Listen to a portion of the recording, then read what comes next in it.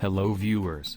In this video I will show you how to use cutout sticker on Instagram story. To begin, open the Instagram app on your phone.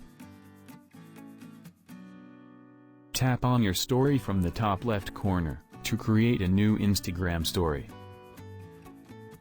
You can take a new photo or choose a photo from your gallery.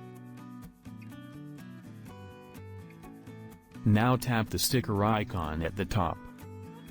Here you will see the new sticker, cutouts. If you do not have the sticker, you need to update the app. Now tap on it. To create a cutout sticker, select a photo or video with a clear subject.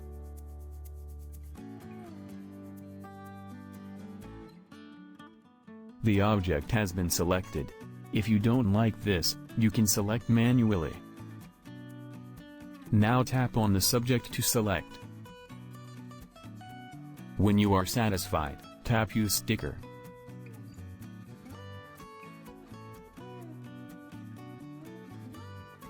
The sticker has been applied. You can resize it using your finger and place it anywhere in the screen by dragging. When you are all done, you can share your story. Your story has been updated. Check this out.